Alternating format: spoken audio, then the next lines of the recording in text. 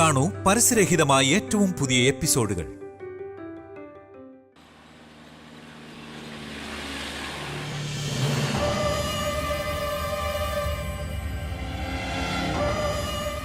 സാറേ സാറേ, എന്തിന്? വാ തുറന്നേ. ബ്രെഡ് കൊണ്ടുവന്നിട്ടുണ്ട്, എന്തെങ്കിലും കഴിക്കണ്ടേ?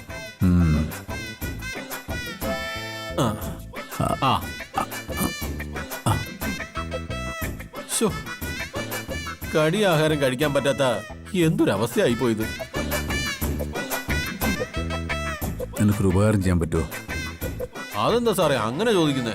അപ്പൊ ചെയ്യില്ല നീ? സാറിനെ ഹെൽപ്പ് ചെയ്യാനിപ്പോ ഞാനല്ലേ ഉള്ളൂ. സാറ് പറ, ഞാൻ എന്താ ചെയ്യണ്ടേ? നീ എന്നെ ഇവിടുന്ന് വേറെ ഏതെങ്കിലും ഒരു ആശുപത്രിയിലേക്ക് കൊണ്ടുപോടാ. ഇല്ലെങ്കിൽ ഇതിൽ കുറച്ച് വിഷത്തി മുക്കി എനിക്ക് താ.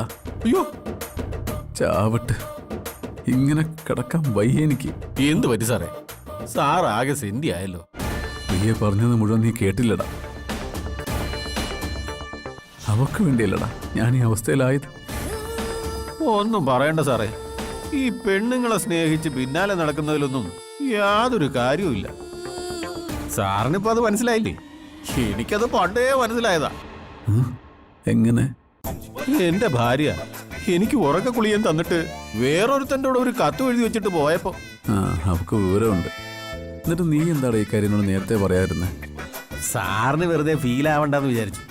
നിന്റെ ഭാര്യ ഞാനും സാറും സെയിം ടു സെയിം ആയി അല്ലേ സാറേ? അല്ല, അല്ലടാ, ഞാനങ്ങനെ ആവില്ല. ഇതിനകത്തുനിന്ന് ഞാനൊന്ന് എണീറ്റോട്ടെ. കാണിച്ചു കൊടുക്കാൻ ഞാൻ. ഇതിനകത്തുനിന്ന് ഇനി ഏത് കാലത്ത് എണീക്കാനാ സാറേ? അപ്പോഴേക്കും അവള് കല്യാണവും കഴിച്ച് കൊച്ചുങ്ങളെ സ്കൂളിലും ചേർത്ത് കാണും. എണീച്ച് പുറത്തേണ്ടി.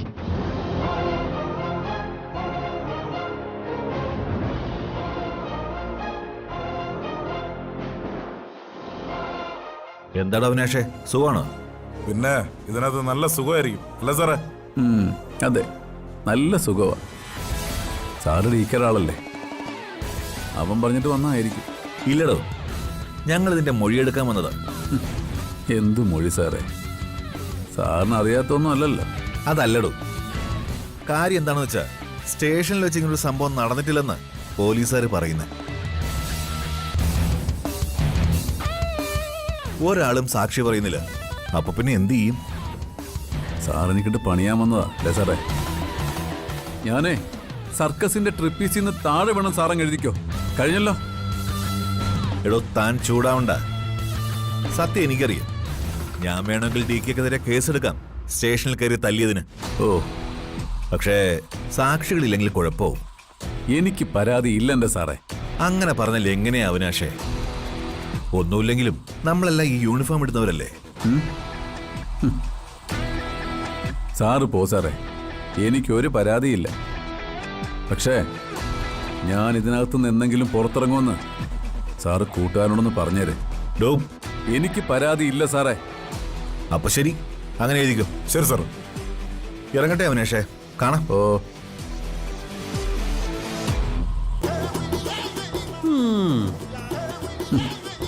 തെളിവുണ്ടാക്കാൻ വന്നേക്കുന്നു. എന്നോടാ കളി. ഈ പോലീസുകാർ ഇത്രയ്ക്ക് കണ്ണിച്ചോരയില്ലാത്തവന്മാരായി പോയല്ലോ സാറേ. ഞങ്ങള് ഗുണ്ടകള് ഇതിനേക്കാളും ഭേദമാ. പരസ്പരം ചതിക്കത്തില്ല. വെട്ടിക്കൊല്ലത്തേ ഉള്ളൂ സാറേ. കഴിക്ക് സാറേ. കൊണ്ടുപോടാം. ഓ, നിന്റെ ബ്രെഡും പാലും അതെടുത്ത് നീ കേറ്റിക്കോ.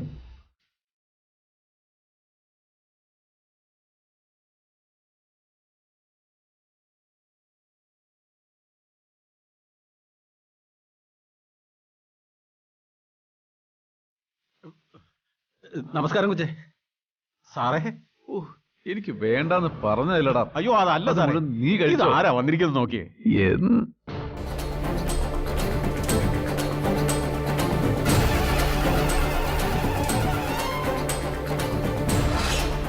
നീ എന്തിനാ ഇപ്പൊ ഇങ്ങോട്ട് വന്നത്? ഞാൻ ചത്തൊന്നറിയാനാണോ? ദുഷ്ടന്മാരെ ദൈവം ആകാശം മുട്ട വളർത്തുന്നല്ലേ പറയുന്നത്. അപ്പൊ പിന്നെ നിങ്ങളങ്ങനെ ഒറ്റടിക്കൊന്നും ചാവത്തില്ലെന്ന് എനിക്കറിയാം. ഞാൻ ഈ കഞ്ഞി തരാൻ വന്നതാ. അത് നന്നായി. ബ്രെഡ് വേണ്ടെന്നാ സാറ് പറയുന്നേ. ചിലപ്പോ കഞ്ഞി വേണമായിരിക്കും. എടാ, എനിക്ക് വേണ്ട, എനിക്കൊന്നും വേണ്ട. അയ്യോ അങ്ങനെ പറയല്ലേ എന്റെ പൊന്നാങ്ങളെ. ഹ, ഇത് കഴിച്ച് നിങ്ങൾ ആരോഗ്യത്തോടെ തിരിച്ചു വരുന്നത് കണ്ട് സന്തോഷിക്കാനുള്ള മനസ്സൊന്നും ഇപ്പൊ ഈ ചിത്രക്കില്ല.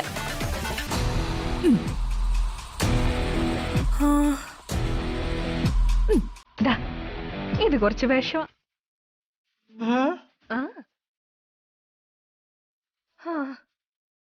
ഇത് ഈ കഞ്ഞിക്കകത്ത് ചേർത്ത് അതും കഴിച്ചങ്ങ് ചാവുന്നതാ ഇങ്ങനെ കിടക്കുന്നതിനേക്കാൾ നല്ലത്.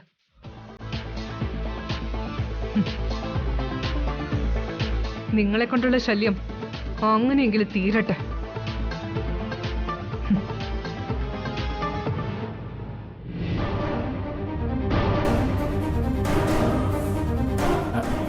അല്ല സാറേ, കഞ്ഞി വേണോ അതോ ബ്രെഡ് വേണോ? നിന്റെ തല ഓടാ നീട്ട്. അല്ല, ഇവര് സാറിന്റെ പെങ്ങള് തന്നെയാണോ സാറേ? അല്ല അമ്മേ. എടാ നീ എന്നെ ഇവിടുന്ന് ഇങ്ങോട്ടേലൊന്ന് കൊണ്ടുപോടാ. അല്ലെങ്കിൽ അല്ലെങ്കിൽ ആ വിഷം കുറെ കഞ്ഞിയിലോട്ട് വെച്ചിട്ട് അണ്ണാക്കിലോട്ട് ഒഴിക്കും. അയ്യോ എല്ലാം തീരട്ടെ.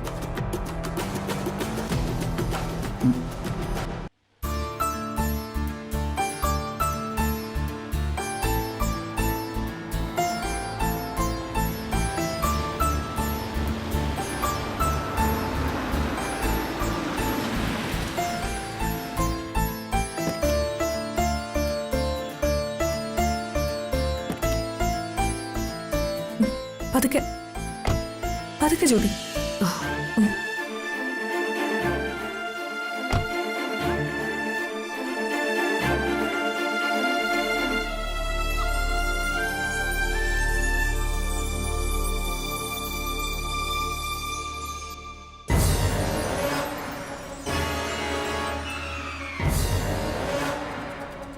സാറേ അറിഞ്ഞോ? എന്തറിഞ്ഞോന്ന്? ആ ജ്യോതി ഡിസ്ചാർജ് ആയി പോയി സാറേ. ഇനി അവരാ കല്യാണം ഉടനെ നടത്തും. സാറ് നോക്കിക്കോ. സാറിന് ആ പെണ്ണ് നല്ല ഭംഗിയായിട്ട് തേച്ചു അല്ലേ സാറേ? അതവിടെ തോന്നല. അവക്കെന്നെ അറിഞ്ഞൂടാ. അവൾ ഒരുത്തനെയും കല്യാണം കഴിക്കില്ല. സാറിന് എന്ത് ചെയ്യാൻ പറ്റും ഈ അവസ്ഥയിൽ? ഇതിപ്പോ താവിട് പൊടി ആയി പോയില്ലേ സാറേ? എടാ നീയും കൂടെ ഉള്ളായിരുന്നല്ലോ എന്നെ കുറ്റപ്പെടുത്താൻ. അയ്യോ, ഞാൻ കുറ്റപ്പെടുത്തിയതല്ല സാറേ. എടാ നിനക്ക് എന്നെ ഇവിടുന്ന് എവിടെയെങ്കിലും ഒന്ന് കൊണ്ടുപോകാൻ പറ്റുമോ? വടി വിഴുങ്ങി നിൽക്കാതെ പറയടാ. ആ കൊണ്ടുപോവാ സാറേ. ഒരു സ്ഥലമുണ്ട്, അവിടെ സാറിനെ ആരും തിരിച്ചറിയില്ല.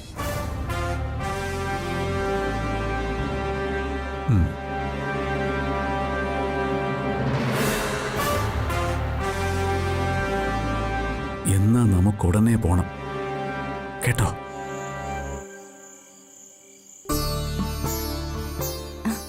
കഞ്ഞിക്ക് ചമ്മന്തി മാത്രം മതിയോ മായച്ചി? ആ മതി. ആ കഞ്ഞി റെഡിയായല്ലേ? റെഡിയായി. ആ പപ്പടം കാച്ചില്ലേ? ആ അയ്യോ മറന്നുപോയി, ഇപ്പൊ കാച്ചിക്കൊണ്ടുവരാം.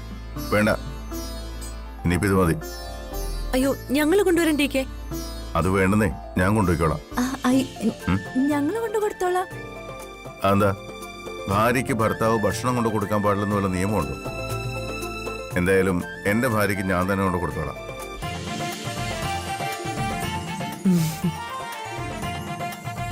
ആ നമുക്കൊക്കെ ഇതുപോലൊരു ഭാഗ്യം ഉണ്ടാവോ എന്തോ. നേരത്തെ നീ തന്നെയല്ലേ പറഞ്ഞത് കുത്തുകൊണ്ടതുപോലെ കിടക്കേണ്ടി വരുമെന്ന്. അയ്യോ അതൊന്നും വയ്യ. കുത്തുകൊണ്ട് കിടന്നാലെന്നല്ല, ചത്ത് കിടന്നാ പോലും നമ്മുടെ ഭർത്താക്കന്മാർ ഇങ്ങനെയൊന്നും ഉണ്ടാക്കി തരുന്ന എനിക്ക് തോന്നുന്നില്ല.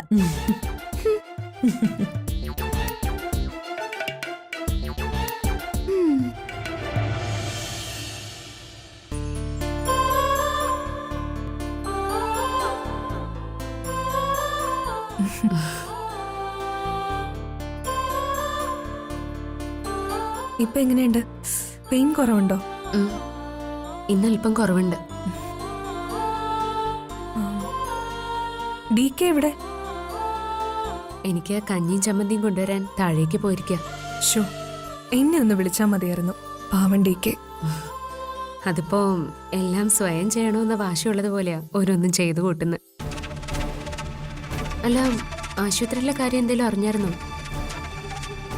ഇല്ല, ഞാൻ അതിനെക്കുറിച്ചൊന്നും അന്വേഷിച്ചില്ല. അയാളത് അർഹിക്കുന്നുണ്ട് ജ്യോതി.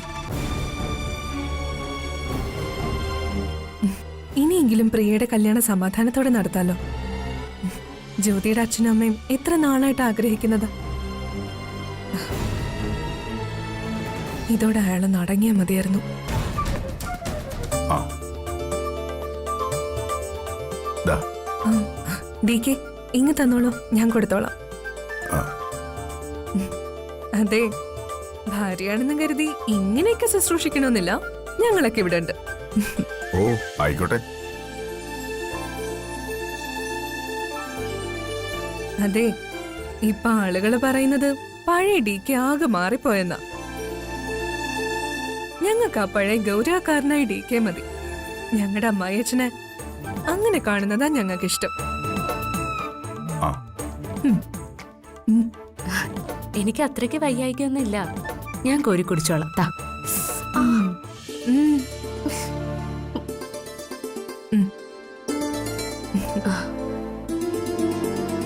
ചിത്രേ, അവിനാശിന്റെ കാര്യത്തിൽ വേറെ ഒരു മാർഗമില്ലാത്തോണ്ടാ. എനിക്കതിൽ ഒരു വിഷമമില്ല ഡി കെ. അയാൾ എങ്ങനെ ജീവിച്ചാലും എനിക്കിനി ഒന്നുമില്ല. എനിക്ക് ആകെയുള്ള ബന്ധുക്കള് ഈ വീട്ടിലുള്ളവരാ. ഈ വീടിനെതിരെ നിൽക്കുന്നവരാരായാലും അവരെന്റെ ശത്രുക്കളാ.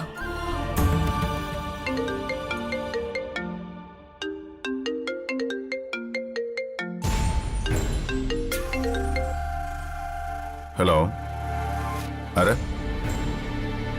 ഓ, താനായിരുന്നു. എന്താടോ? ഇന്നോ? തന്നോട് ആര് പറഞ്ഞു? ശരി, ആയിക്കോട്ടെ, ഞാൻ വിളിക്കാം. എന്താ ഏട്ടാ?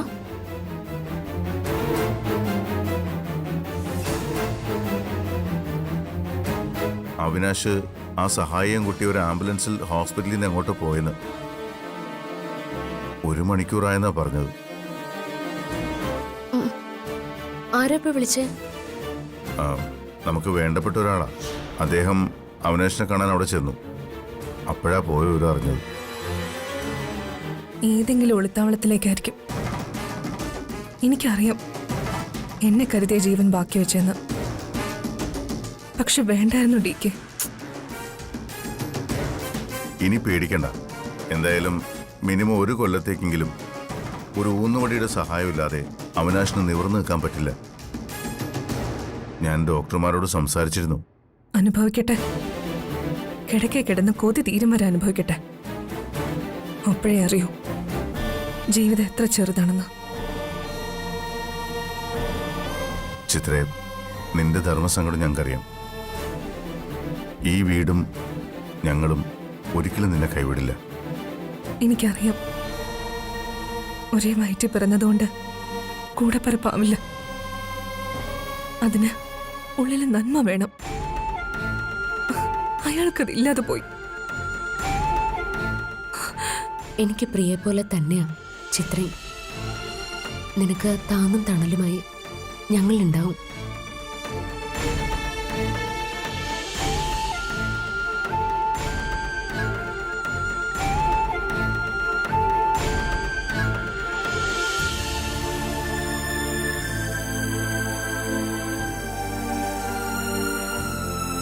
അവൾക്ക് നല്ല വിഷമമുണ്ട്.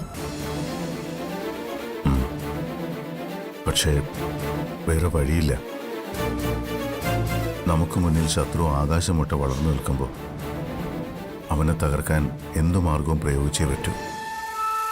മരിക്കണോ അതോ കൊല്ലണോ? ആ ചോദ്യം മാത്രമേ മനസ്സിലുണ്ടായിരുന്നുള്ളൂ.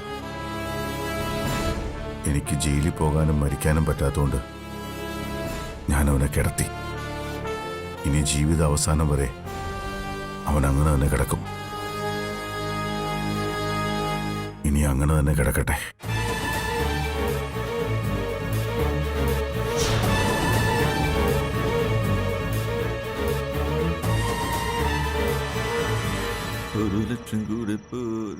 അതെ ആശാലതേ പ്രിയമോളെ ദാ വരുന്നു. വാ വാ. എന്താ സുധേട്ടാ, ഇന്നാകെ സന്തോഷത്തിലാണല്ലോ. അവിനാശിനെ പോയി കണ്ട സന്തോഷത്തിലായിരിക്കും. പിന്നല്ലാതെ എടി, നമ്മൾ ഈ ജന്മത്തെ സന്തോഷിക്കാനുള്ള ഏറ്റവും നല്ല കാഴ്ചയാ ദൈവം നമ്മളെ കാണിച്ചു തന്നത്. ആ, നീ ഈ ഫ്രൂട്ട്സ് എല്ലാം അകത്തോണ്ട് വെച്ചേ. അല്ലെങ്കിൽ വേണ്ട, ഓരോ ജ്യൂസ് അടിച്ചോണ്ട് വാ. എന്റെ പൊന്നച്ച, ഒരാളുടെ തകർച്ചയിൽ ഇങ്ങനെ സന്തോഷിക്കുന്നത് നല്ലതല്ല കേട്ടോ. ഓ പിന്നെ നല്ലതല്ല പോലും. ഒന്ന് പൊടിയോടുന്നു.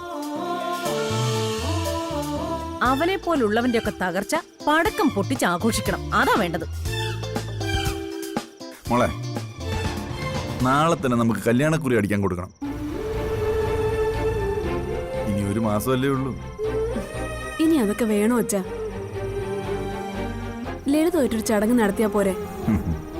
ആഹാ, അതൊന്നും പോരാ. കല്യാണക്കുറി അടിച്ച് നാട്ടുകാരെ ക്ഷണിച്ച് തന്നെ നടത്തണം. ആ, ഇവള് പറഞ്ഞതുപോലെ ചടങ്ങ് ലളിതമായിട്ട് ക്ഷേത്രത്തിൽ വെച്ച് നടത്തിയാലും മതി. പക്ഷേ ബന്ധുക്കളെയൊക്കെ വിളിക്കണം. അതെ, കല്യാണക്കുറി നമുക്ക് പഴയ രീതിയിൽ തന്നെ അടിച്ചാ പോരെ? വേണ്ടെന്നേ, പുതിയൊരു മോഡല് പ്രസീന്ന് തന്നെ നോക്കിയെടുത്താ മതി. അച്ഛാ, കല്യാണത്തിന് കുറച്ച് പേര് മാത്രം മതി. അത് നമുക്ക് ആലോചിക്കാന്നേ ഉള്ളൂ. ഇനി ഒരു മാസം സമയം ബാക്കിയുണ്ടല്ലോ.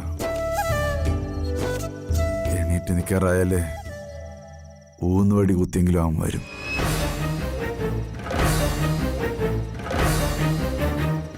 ഇനി അതിനുള്ള ആരോഗ്യം അവനുണ്ടെന്ന് എനിക്ക് തോന്നുന്നില്ല.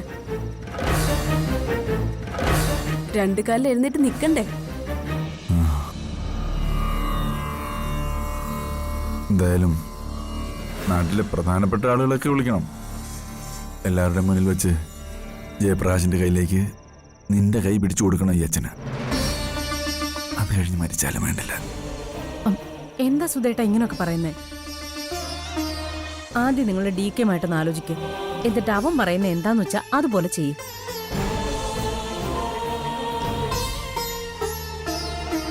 അച്ഛ, അച്ഛനെന്നോട് ദേഷ്യം തോന്നില്ലേ? എന്തിന്? അച്ഛന് ടെൻഷനും ബുദ്ധിമുട്ടും എല്ലാം ഉണ്ടായത് ഞാൻ കാരണമല്ലേ? മോളെ, സത്യം പറഞ്ഞ അച്ഛനൊരു വലിയ സങ്കടം ഉണ്ടായിരുന്നു. അച്ഛന്മാരുടെ ജീവനാ പെൺമക്കള്. ആ പെൺമക്കൾക്ക് ഒരു തട്ടുകട വന്നാ പിന്നെ ഒരച്ഛനും സന്തോഷത്തോടെ ഇരിക്കാൻ പറ്റില്ല. എന്റെ ഭാഗത്ത് തെറ്റ് ഞാൻ മനസ്സിലാക്കുന്ന വെച്ചാ പറ്റിപ്പോയി. ഇനി ഉണ്ടാവില്ല ഒരിക്കലും. നിന്റെ ഏട്ടനും ചേച്ചിയും ജീവിക്കുന്ന പോലെ മോളും സന്തോഷമായിട്ട് ജീവിച്ച് കാണണം ഈ അച്ഛന്. അതാ ഈ അച്ഛൻ്റെ ഒരേ ഒരു ആഗ്രഹം.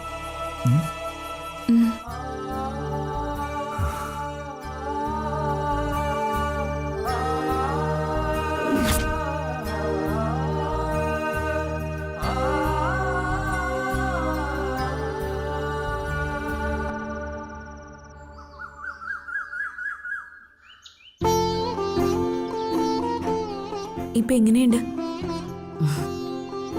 നല്ല ആശ്വാസമുണ്ട്. പച്ച മാംസത്തിൽ കത്തി കുത്തിയിറക്കിയതല്ലേ? സത്യത്തിൽ അവൻ പ്രിയയെ കൊല്ലാൻ തന്നെ നോക്കിയതായിരുന്നു അല്ലേ ജ്യോതി? അതെ. വികൃതമായ മനസ്സും ചിന്തയുമുള്ള ഒരാൾക്ക് മാത്രമേ ഇങ്ങനെയൊക്കെ ചിന്തിക്കാനും പ്രവർത്തിക്കാനും കഴിയൂ. താൻ ആഗ്രഹിച്ചത് സ്വന്താക്കാൻ പറ്റിയില്ലെങ്കിൽ അതിനെ ഇല്ലാതാക്കാനുള്ള മനസ്സ് സാധാരണ മനുഷ്യർക്കുണ്ടാവുന്ന ഒന്നല്ല. അത്രയ്ക്ക് ദുഷ്ടനായാള്. ഞാൻ ഇന്നലെ അവിനാശിനെ കണ്ടിരുന്നു. ഇപ്പോഴും വാശിക്ക് കുറവൊന്നുമില്ല. ഞാൻ പിന്മാറിയില്ലെങ്കിൽ എന്നെ കൊല്ലുവെന്ന ഭീഷണി. രണ്ടു കാലിൽ എഴുന്നേറ്റ് നടക്കാൻ വയ്യ. എന്നിട്ടും ഇതാണ് ചിന്ത. കല്യാണം പ്രിയ പറഞ്ഞതുപോലെ വളരെ ലളിതമായിട്ട് നടത്തിയാൽ മതി. ഞങ്ങൾക്കും അത് തന്നെയാ താല്പര്യം. സത്യത്തില് നാട്ടുകാരെയും ബന്ധുക്കളെയൊക്കെ വിളിച്ച് നന്നായിട്ട് കല്യാണം നടത്തണമെന്നാ ഏട്ടന്റെ ആഗ്രഹം. അക്കാര്യമൊന്ന് സംസാരിക്കാൻ കൂടിയാ നിങ്ങളോട് വരാൻ പറഞ്ഞത്. പ്രിയയുടെ അഭിപ്രായം അങ്ങനെ തന്നെ ഇരിക്കട്ടെ. അത് അവളെ പറഞ്ഞ് മനസ്സിലാക്കാവുന്നേ ഉള്ളൂ. നമുക്ക് ഏതെങ്കിലും ഓഡിറ്റോറിയത്തിൽ വെച്ച് ചടങ്ങ് കുറച്ചുകൂടി ഗംഭീരമായിട്ട് നടത്തിയാലോ? അത് വേണ്ട DK. വിവാഹത്തിന് സമ്മതിച്ചെങ്കിലും പ്രിയയ്ക്ക് അനുഭവിക്കേണ്ടി വന്ന വേദനകളുടെ ആഴം നമ്മൾ മറക്കരുത്. ഒരു സാധാരണ പെൺകുട്ടിക്ക് താങ്ങാനാവുന്ന കാര്യങ്ങളല്ല ഇതുവരെ അനുഭവിച്ചു തീർത്തത്. ജയപ്രകാശ് പറഞ്ഞത് 100% ശരിയാ. ജയപ്രകാശിനെ പോലെ അവളെ മനസ്സിലാക്കുന്ന ഒരാളെ ലൈഫ് പാർട്ട്ണറായി കിട്ടിയതുകൊണ്ടാ അവൾ ഈ കല്യാണത്തിന് സമ്മതിച്ചത് തന്നെ. അവളുടെ മനസ്സിനേറ്റ മുറിവുകൾ ഇതുവരെ ഉണങ്ങിയിട്ടില്ല. ആളുകളെ അഭിമുഖീകരിക്കാൻ തന്നെ അവൾക്ക് പ്രയാസം. അതുകൊണ്ട് നമുക്ക് ഇങ്ങനെ തന്നെ തീരുമാനിക്കുന്നല്ലേ ഏട്ടാ നല്ലത്. ആർഭാടമല്ല ഒഴിവാക്കാം.